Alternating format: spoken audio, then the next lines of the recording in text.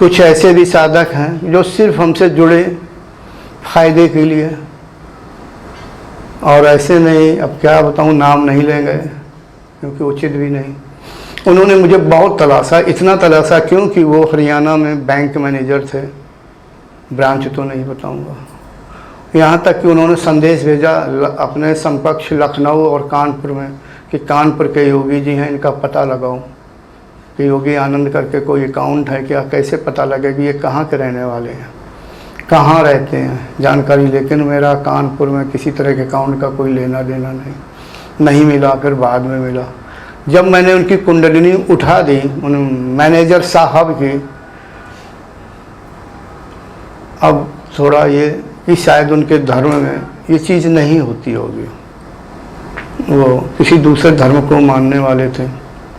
जब उठा दी बड़े खुश, उन्होंने बढ़िया अनुभव बताया। उसके नीचे कुछ उल्टे पुल्टे कमेंट आए उनके धर्म वालों ने, उन्हें लताड़ा कि ये तुम क्या कर रहे, क्या कह रहे हो, अपने धर्म पर विश्वास करो।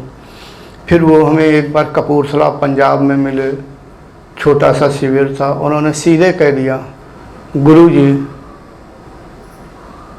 मुझे पता है कि मेरा कंठ चक्र तब तक नहीं खुलेगा जब तक आप अपना अंगूठा हमारे कंठ चक्र पर नहीं लगाएंगे। मैं उन्हें टकटकी लगाए देख रहा था। गुरु जी आप ये बताएं कि आप अपना अंगूठा हमारे कंठ चक्र पर कब लगाने वाले हैं। मैंने उस समय कोई उत्तर नहीं दिया।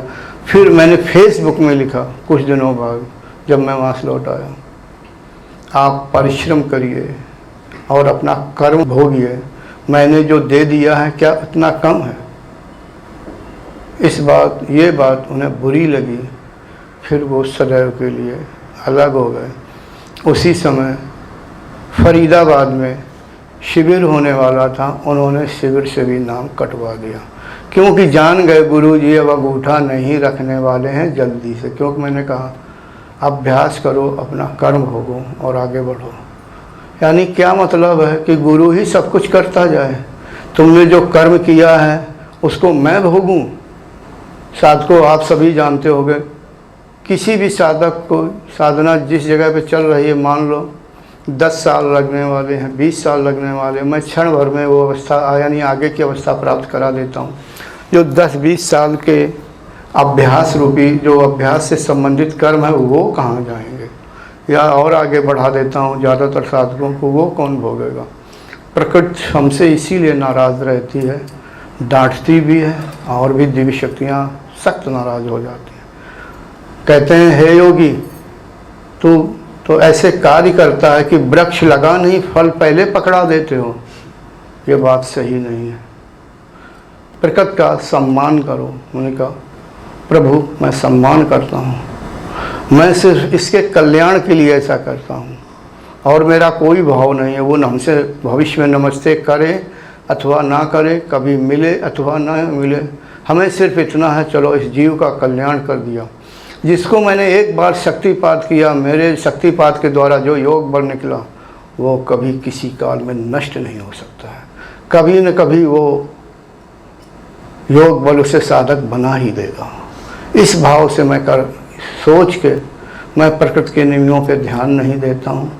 मुझे डांट मतलब खाने को मिलती, मैं खा लेता, चुप बैठा रहता हूँ। साधकों ये सरल नहीं है जिस तरह से कह देते हैं चक्र खोल दो, कुंडली जागृत कर दो, आगे बढ़ा दो। अर्थात उसके जो तमोगुणी कर्म हैं वो स्वयं हमें स्वीकार करने पड़ते हैं, धारण करने पड़ते हैं, फिर वो भोग के मुझे नष्ट करने पड़ते हैं, या जो भी दूसरा शक्तिपात करेगा उस पर प्रभाव छोड़ते हैं। तो भैया एक आदमी हो तो ठीक है, चलो परोपकार भाव से कल्याण कर दो, लेकिन ढेरों को कैसे किया जा सकता है।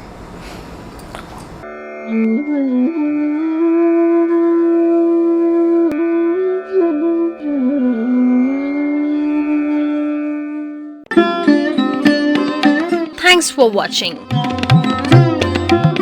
Remember to like, comment and subscribe. की